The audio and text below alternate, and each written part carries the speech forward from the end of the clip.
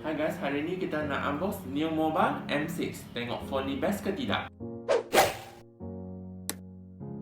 So bulan depan dah start bulan puasa, jadi ramailah yang tengah cari smartphone baru untuk raya di kampung. Jadi kalau korang suka jenis benda yang rare, yang unik, yang fashion, phone ni agak sesuai lah untuk korang. Sebab phone ni dia design untuk fashion dan sesuai untuk lifestyle korang. Sebab dia ada screen yang besar, dia ada design yang cantik dan sesuai lah untuk hashtag OOTD dekat Instagram masa balik kampung nanti. Lepas tu phone ni hari ni pun ada promosi juga. Harga asal dia 600 lebih, tapi korang boleh dapat 50% dan beli dengan harga 300 lebih saja. Jadi kalau korang nak tahu macam mana nak dapat dengan harga murah macam ni, korang kena tengok video ni sampai habis. So first kita tengok design kotak dia dululah, okey? Dekat atas sini ada tulis new mobile, lepas tu kat bawah sini ada tulis version dia lah M6 lah, okey? Lepas tu kat sebelah sini dia ada tulis spec dia. Kat sebelah sini dia ada tulis M6 saja. Lepas tu kat belakang sini ada tulis spec dia lah, okey, dengan design kotak dia yang cantik lah. So sekarang kita akan unbox dan tengok apa yang you akan dapat masa beli phone ni. So aku pun belum unbox lagi, so aku kena cari pisang dulu. Apa pisang dan pisau, okey? Ni aku first time unbox ni, belum unbox lagi, okey? Jadi korang akan nampak phone ni lah, okey? Yang ni nanti kita tengok. Transparent TPU case. Lepas tu ada user manual dengan stiker dia lah. Lepas tu kat sini ada satu pin, aku tak tahu apa kegunaannya, nanti kita cek tengok. Bateri handphone, dah lama aku tak nampak bateri macam ni dah. Biasanya built-in kan, yang ini dia boleh tukar-tukar lah bateri dia. Lepas tu dia ada charger yang boleh sambung 2 pin. Kalau korang nak pakai 3 pin pun boleh juga. Lepas tu charger yang dia bagi 7.5 watt lah, okey. Lepas tu kabel USB Type-C yang color hitam dan satu earphone lah. So itu saja yang korang akan dapat lah. Lepas tu kita masukkan bateri dia lah, okey. Test tengok macam mana. Jadi ini phone dia lah.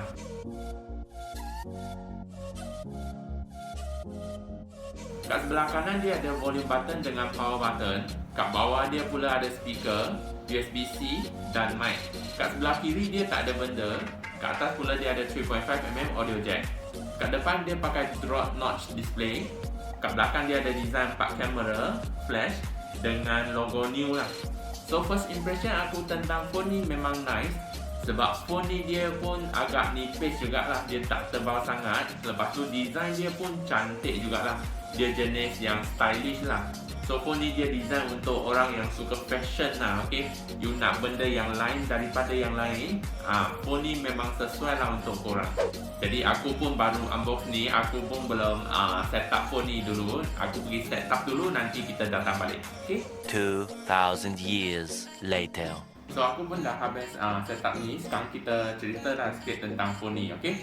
So first kita tengok display dia dulu lah.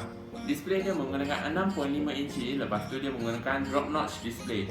So display dia pun kira agak nice jugalah, sebab dia guna display yang jenis baru punya design, yang bertakuk lah, okay? Lepas tu color dia pun agak nice juga, korang boleh tengok kat sini. So kalau korang nak gunakan phone ni untuk layan YouTube ke, nak balas WhatsApp ke apa kan, memang agak sedap lah sebab screen dia cukup besar. Lepas tu memory dia menggunakan 64GB ROM dan 3GB RAM. So memory ni pun kira agak besar jugalah. So kalau korang nak simpan gambar ke video ke pun boleh jugalah, tak ada masalah. Tapi kalau korang rasa memory card dia tak cukup, korang boleh add on lah memory card dia. Memory card dia boleh support sampai 128GB lah. Lepas tu kalau dari segi kamera, kamera dia ialah 12MP campur 8MP. Lepas tu kamera selfie dia 8MP. So spek kamera ni dia cuma ada 2 saja, tapi kat kamera belakang ni dia ada 4 lah. So saya pun tak pasti kamera dia function macam mana, tapi kamera 4 ni memang nampak cantik lah, okay? So aku pun dah test ambil beberapa gambar. Kamera quality dia kira agak okay lah. Gambar yang dihasilkan masih kira okay lagi lah, tak pecah sangat. Lepas tu kamera selfie dia pun kira agak okay juga lah, sebab dia ada 8MP. Lepas tu prosesor dia menggunakan MediaTek 6761D quad core processor. So kalau dari segi chipset dia kira agak lama punya version lah. So kalau korang nak gunakan untuk gaming berat, phone ni dia memang tak suggest lah, sebab prosesor dia cuma pakai quad core saja, bukan octa core. Tapi kalau korang setakat nak gunakan untuk social media, YouTube, WhatsApp, nak main game casual saja, boleh, tak ada masalah. Sebab prosesor ni dia masih boleh handle semua barang macam tu. Lepas tu kalau dari segi bateri dia menggunakan 3950 mAh. So bateri ni pun kira agak besar lah, okay? Kalau korang setakat nak gunakan biasa-biasa saja untuk daily use, bateri dia masih boleh tahan 1 hari lagi lah, okay? Lepas tu kita tengok interface dia pula. Kalau dari segi OS dia menggunakan Android 10. So Android 10 ni I rasa kira agak okey jugalah. Function dia kira agak biasa-biasa sajalah. Untuk basic use dia tak ada smart sidebar, split screen dia tu tak ada lah. Dia cuma basic use saja. So sekarang kita akan tengok apa function yang ada dekat dalam phone ni lah. Okay, saya akan highlight sikit tentang function dia lah. Phone ni dia ada function dark theme. So kalau korang nak guna dark mode, korang boleh aktifkan dark mode dia dekat sini. Lepas tu dia ada satu function dual speed. Okay, dual speed ni dia boleh tutupkan benda yang running kat background lah. Okay, biasanya kalau kita guna phone biasa kan, ada banyak benda yang running kat background tu akan jadi kita punya phone jadi lagi lag kan. Kat sini korang boleh tutupkan apps yang korang tak nak dia running dekat background lah. Jadi masa guna phone ni korang tak akan rasa dia senang lag lah. Lepas tu dia ada function AR sticker juga. Jadi kalau korang nak jadi kucing ke anjing ke, korang pun boleh guna function dia ni lah. Okay. Lepas tu dia pun ada function GIF lah. Kalau korang nak ambil gambar sendiri jadi itu gambar GIF pun boleh juga. So I rasa function dia itu sajalah. Okay. Semua dia basic sajalah. Lepas tu kita test sound dia pula. Okay.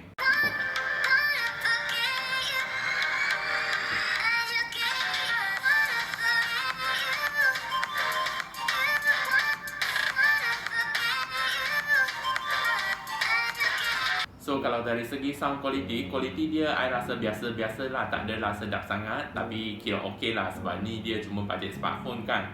Kita tak boleh lah expect tinggi sangat. Tapi kalau setakat nak guna biasa-biasa tu boleh lah, okay. So sebelum tu kita ada nampak satu pin kan, saya tak tahu apa kegunaannya kan. Sekarang aku dah tahu dah. Pin tu untuk kalau korang masukkan SIM card dekat sini 2, kalau korang nak keluarkan SIM card tu tak boleh kan, korang boleh cocok guna pin tu, lepas tu tolak keluar SIM korang. So sekarang aku akan share kat korang semua function yang ada dekat dalam phone ni lah, okay. Jadi kalau korang nak beli phone ni, korang boleh survey lah dekat sini dulu.